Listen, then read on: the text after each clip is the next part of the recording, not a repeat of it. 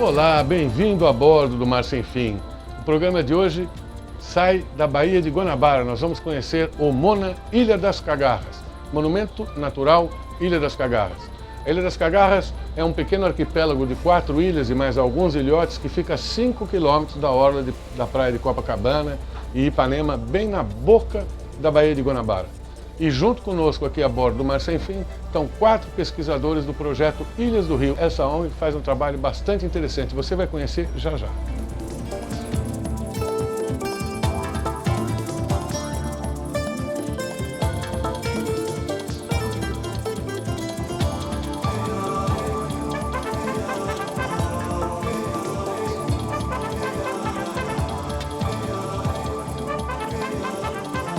O Projeto Ilhas do Rio é uma iniciativa do Instituto Mar Adentro, que conta hoje com patrocínios da Petrobras e o projeto está na sua 2ª edição. Então, nos 2 primeiros anos, o projeto, na verdade, ele fez um levantamento do Monumento Natural das Ilhas Cagarras, que é uma unidade de conservação recente, foi criada em 2010. E o projeto se propôs, então, a fazer um levantamento geral, né, tanto da parte emersa quanto da parte subaquática da biodiversidade do monumento natural. Essa segunda fase, ela se propõe a, então, gerar novas pesquisas, né? Algumas em caráter de monitoramento, então, desde de aves, né? O bentos, né? Que são os organismos de fundo, os peixes, os golfinhos, os cetáceos que ocorrem nessa área, as baleias. Então, a qualidade de água. Todas essas informações vão acabar fomentando, né, o órgão gestor, que é o ICMBio, a elaborar o plano de manejo da unidade de conservação. Mar Sem Fim, no Rio de Janeiro, hoje visitando o Monumento Nacional das Ilhas Cagarras. E a gente aproveita para dar um recado. Quem não assistiu os primeiros episódios e ainda quer assistir, é só entrar no site do Mar Sem Fim, que já estão lá. Ou entrar na página do Mar Sem Fim no YouTube, também estão lá os primeiros episódios dessa série. Bom, nós estamos chegando no meio do caminho, na verdade, entre a orla do rio e a Ilha Redonda, uma das ilhas que faz parte do arquipélago das Ilhas Cagarras. E deu para ver a quantidade de barcos. Hoje é sábado, mas o dia está feio e o mar batido. Mesmo assim, a quantidade assombrosa de barcos de pesca. Imagina a pressão que não é em cima de mais essa unidade de conservação.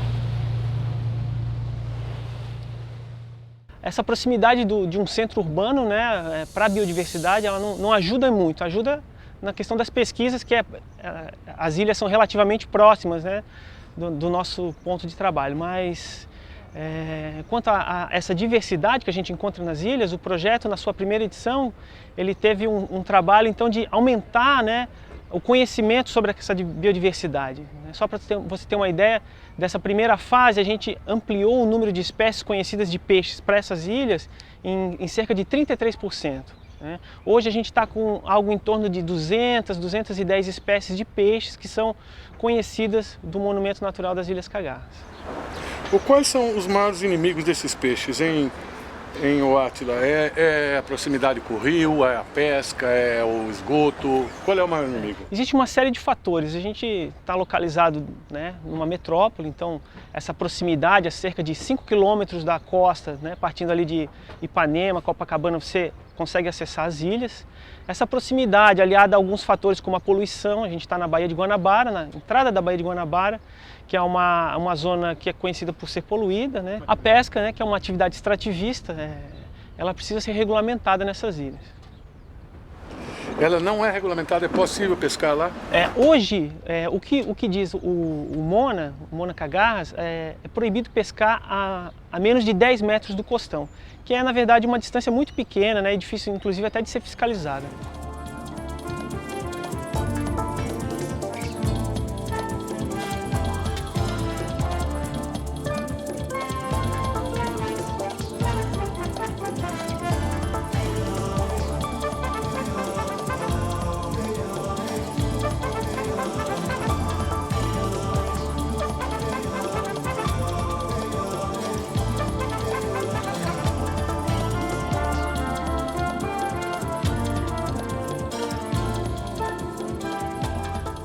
É um prazer mostrar para você essa beleza bruta, estúpida, forte da Ilha Redonda, uma das 4 que fazem parte do arquipélago das Cagarras. Já falei que não são apenas 4, há uma porção de rochedos. Mas essa é impressionante, pelo paredão, a imensidão do paredão, as cores do paredão, mas sobretudo a avifauna. É o segundo lugar na costa brasileira em concentração de fragata.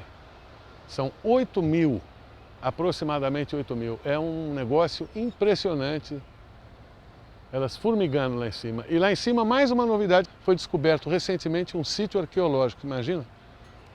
Pedras de machado, de afiar machado e outras coisas. Já já você vai saber mais sobre isso também. Hoje uma nova atuação no projeto Ilhas do Rio, a gente está acoplando um equipamento, né, um GPS nessas aves, e a gente consegue verificar diariamente o deslocamento dessas aves. Então o que a gente tem visto hoje é que a gente marcou 3 aves e as fragatas elas constantemente vão até a Baía de Guanabara, se alimentam lá e retornam à Ilha Redonda, né? E a gente já encontrou essa ave, né, já viu que ela foi até a Ilha Bela, em São Paulo, Paraty, também no litoral do Rio de Janeiro, e depois retornou aqui para o arquipélago das Cagarras, mostrando que isso é realmente união importante para a espécie e importante de ser preservada essa região aqui. Na primeira fase do projeto Ilhas do Rio, a gente trabalhou com a questão da contaminação das aves. Então a gente pesquisava tanto o material, né, de penas quanto ovos, para verificar a concentração de metais pesados e outros poluentes. E realmente a gente encontrou aqui essa concentração de poluentes nessas aves. E a gente acredita que seja proveniente muito da própria alimentação delas com o pescado vindo da Baía de Guanabara.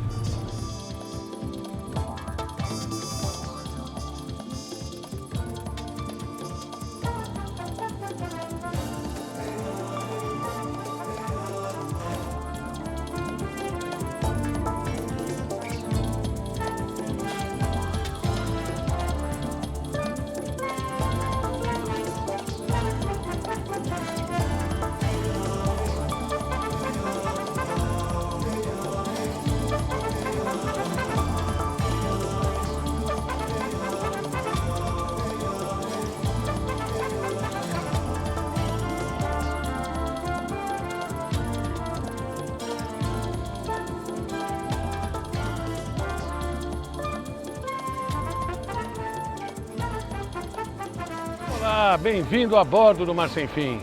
Hoje nós vamos mostrar para vocês o MONA, o Monumento Natural Ilha das Cagarras, que fica a menos de 5 quilômetros da orla de Copacabana e Ipanema. Nesse momento nós estamos na Ilha Comprida, desembarcamos para ver alguns trabalhos interessantes aqui. Junto conosco está o pessoal do projeto Ilhas do Rio. Ali atrás você vê o Mar Sem Fim. Mais atrás, a ilha que deu nome ao arquipélago, a Ilha Cagarras. O arquipélago é formado por 4 ilhas grandes, Cagarras, Compridas, das Palmas e Redonda, e algumas menorzinhas. Daqui a pouco você vai conhecer o que tem de interessante na Ilha Comprida.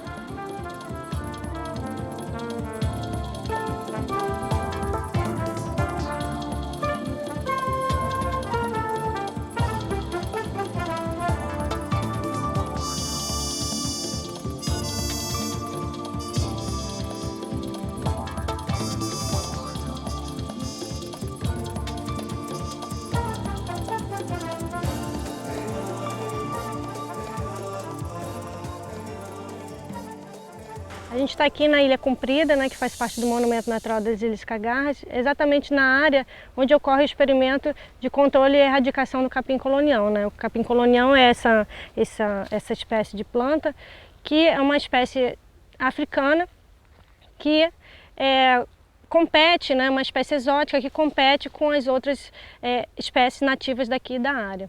Então é uma planta bastante agressiva que ocupa por volta de 30% daqui da ilha.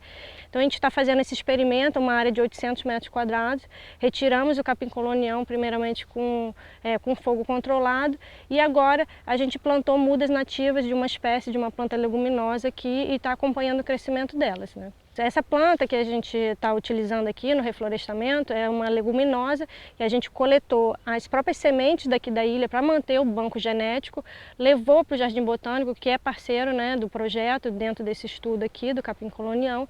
A Ilha Comprida é onde realmente existe essa maior porcentagem de cobertura do capim colonial, né? Então a gente começou esse trabalho aqui na Ilha Comprida. Em áreas continentais já aconteceram alguns experimentos de reflorestamento, mas as ilhas a gente acredita realmente que seja um estudo pioneiro. E é um estudo interessante porque ele é de longa duração e um resultado positivo, né? A gente alcançando sucesso aqui, né, nesse controle, a gente pode estar propondo justamente para aumentar essa área de reflorestamento, não só na Ilha Comprida, mas também em outras localidades, né? Quando a gente coloca essas primeiras mudas, a gente acredita que ela cria um ambiente propício para que outras plantas da própria flora daqui da ilha elas se desenvolvam também. Então, na verdade, é realmente um estudo de longa duração, onde a gente, pelo menos durante mais um ano, tem que ser acompanhada. Ela faz parte de uma dissertação de mestrado no Jardim Botânico. Então, mais um ano a gente vai estar acompanhando o crescimento e o surgimento de novas espécies aí.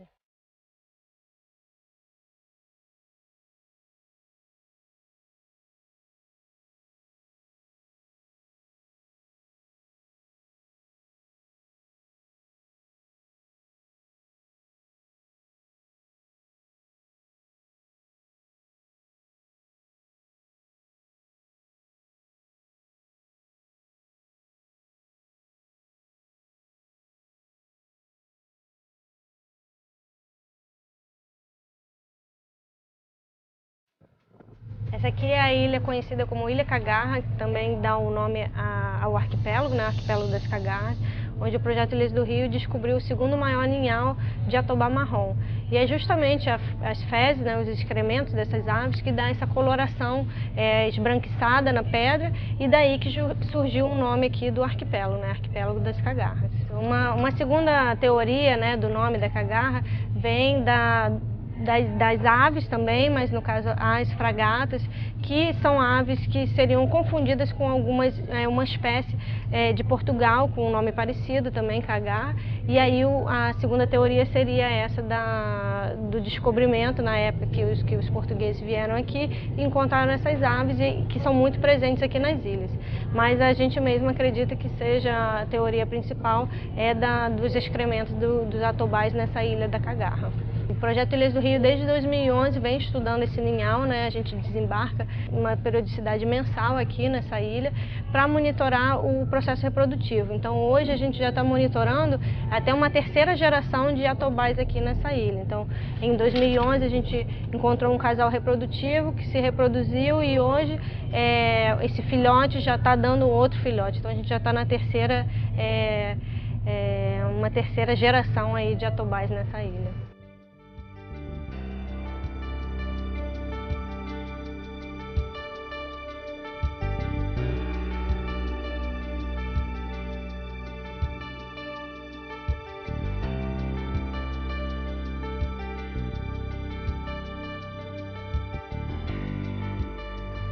Aqui na nossa proa está a Ilha das Palmas, a ilha característica. A gente pode ver ela bem definida ali da praia de Ipanema, as palmeirinhas, o Ciagos romanzofiano, que é o gerivá, é uma palmeira característica dessa região aqui da Restinga, Mata Atlântica.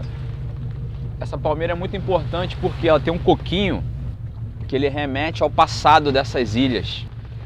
Porque nós encontramos um sítio arqueológico na ilha mais distante, mais alta, a Ilha Redonda, e muitos quebra-coquinhos foram encontrados nessa ilha, que casa exatamente com a presença dessas palmeiras. Os coquinhos eram quebrados nesses artefatos líticos produzidos pelos antigos habitantes. E nós encontramos 3 machados de lâminas distintas, tamanhos distintos, no alto da Ilha Redonda, além dos quebra-coquinhos e muitas cerâmicas. Que idade você Olha, a gente sabe que ele é pré-colonial, ou seja, é antes da chegada dos portugueses. Então, no mínimo 500 anos, mas a gente estima mais do que isso. Então, tudo isso é um conjunto de indícios de que era uma área realmente utilizada por esses povos. Agora, você levantou aí um problema, um emissário submarino que dá logo aqui na Ilha das Palmas, né? Explica um pouco isso. O emissário, ele joga todo o esgoto in natura, sem tratamento, da zona sul do Rio de Janeiro a 1.700 metros daqui do Arquipélago das Cagarras. Ou seja, o emissário lança esse esgoto sem tratamento entre a praia mais famosa do mundo, a praia de Ipanema, e essa unidade de conservação e proteção integral, que é um contrassenso, né? Eu acho que a gente tem que entender a unidade de conservação como um benefício, não como um malefício. Mesmo para o pescador, que às vezes, né, no primeiro momento acha que vou ter menos uma área de pesca, é preciso entender que são áreas fechadas onde o peixe, ou o crustáceo, ou o molusco que ele vai tirar como alimento, né, ou como fonte de renda, ele precisa se reproduzir para manter os estoques. Não adianta a gente só tirar do mar, a gente tem que dar alguma chance para o mar também repovoar. Então ter uma área fechada onde não se retire nada é importante nesse sentido.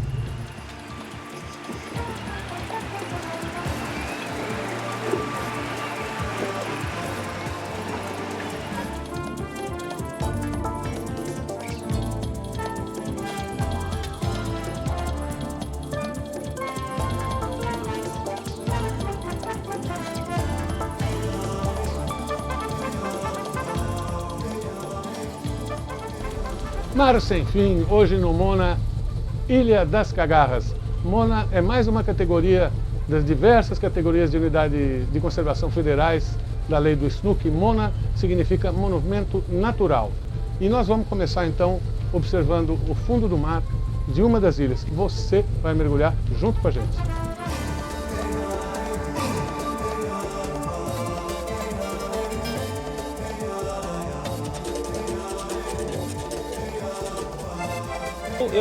Eu tenho uma especialização com os peixes recifais, então eu trabalho basicamente com conhecimento da estrutura da comunidade dos peixes recifais. Então a gente procura entender então em diferentes profundidades, em diferentes pontos do monumento natural, como é que está a comunidade de peixes, né? O quanto a gente tem de peixe, as suas classes de tamanho, os peixes são grandes, são pequenos, então a gente estuda desde os peixes crípticos, né, esses que não aparecem nas pescarias, até com os peixes, né, que ocorrem nas pescarias, né, as garopas, os badejos, né, os marimbás, as corcorocas. Hoje o nosso primeiro mergulho foi na Ilha Comprida, numa enseada, que é um ponto de monitoramento do projeto Ilhas do Rio. E esse ponto ele é muito interessante porque ele apresenta um banco de um hidrozoário que se chama paletô, né, conhecido vulgarmente como baba de boi. Às vezes o mergulhador chega a encostar, então fica uma gosma, né, na roupa do mergulhador. E esse banco ele acaba associando muita biodiversidade a ele. Então algumas espécies de peixes são bem características de estarem associadas a esses pontos, né? Como algumas espécies muito pequenas de peixes, crípticos, alguns baiacus que a gente encontrou lá naquele mergulho, né? E ela é visitada também por peixes borboleta, que estão sempre então ali se alimentando, fazendo uso daquele ambiente para se alimentar e se proteger.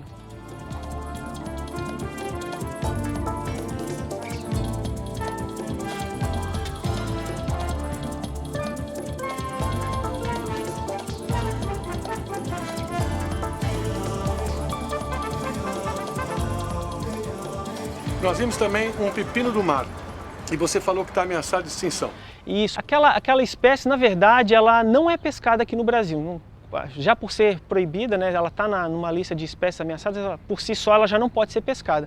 Mas no Brasil não se tem essa cultura de se alimentar de pepino do mar. Mas a cultura oriental, né, uma iguaria bem comum, né, para tanto japoneses e chineses, os pepinos do mar. Felizmente ela é muito abundante aqui nas ilhas e nos costões do monumento natural. Então, Gilberto, eu enquanto mergulhei vi você lá, passava peixe, isso e aquilo, você nem se dava bola, mas tudo que era planta você ia lá e tal. Isso. Qual é a sua especialidade? Então, por que isso?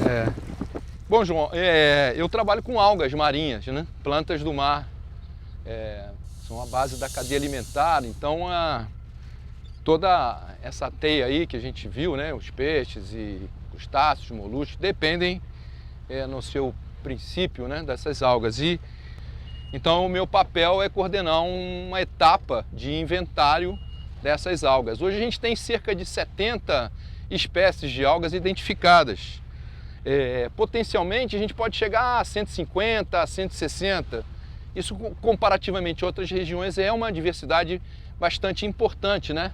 Ainda mais se a gente levar em conta que estamos aqui em frente, né, uma das maiores metrópoles do país, né, costeiras do país. Isso aqui tem duas algas que a gente fala que mineralizam carbonato de cálcio.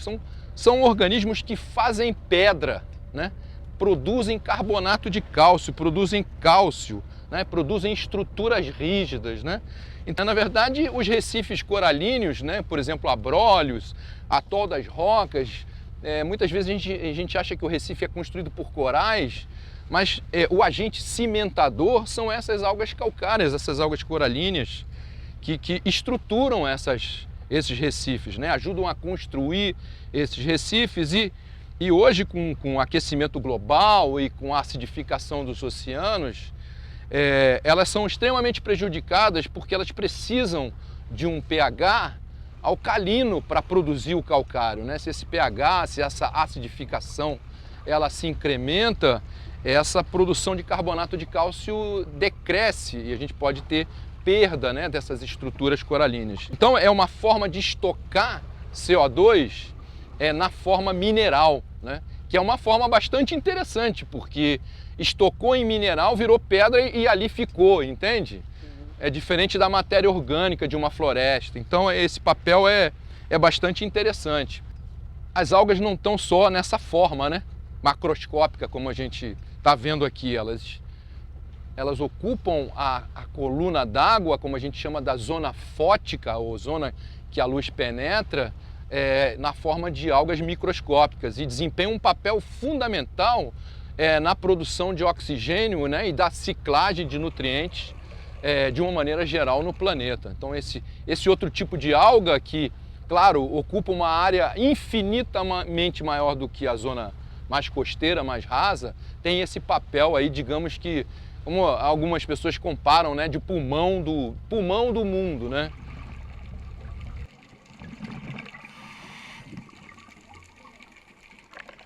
Finalmente, eu tenho perguntado para todos que eu tenho entrevistado o que eles pensam a respeito disso.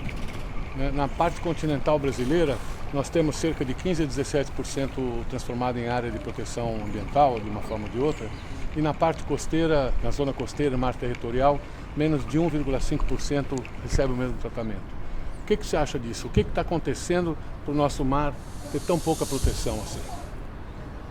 Acho que o Brasil é um dos exemplos, mas existem muitos outros países que possuem essas categorias de unidades de conservação, né? Os parques de papel, né? Na verdade, eles existem na lei, no papel, mas efetivamente pouco se faz, tanto de criação de um plano de manejo, né, para se criar as regras de uso daquelas unidades de conservação, como também a ter uma efetividade de monitoramento e patrulhamento dessas áreas, né. Felizmente hoje a gente dispõe de poucos recursos, né, tanto recursos financeiros como recursos de pessoa, né, pessoal. Então esses são fatores que vão agravando cada vez mais a gente conseguir então fazer que efetivamente as unidades de conservação funcionem da maneira que elas têm que funcionar e que a gente comece a coletar, né, bons frutos de alguns anos de ver essas unidades de conservação funcionando de uma maneira correta, mais eficiente. Mais um motivo para eu pedir o seu engajamento. Se você gosta do mar, se você quer que seus filhos e netos possam usufruir da vida marinha, se engaje nessa luta. Semana que vem tem mais, a gente mostra mais uma unidade de conservação do estado do Rio de Janeiro. Tchau, até lá.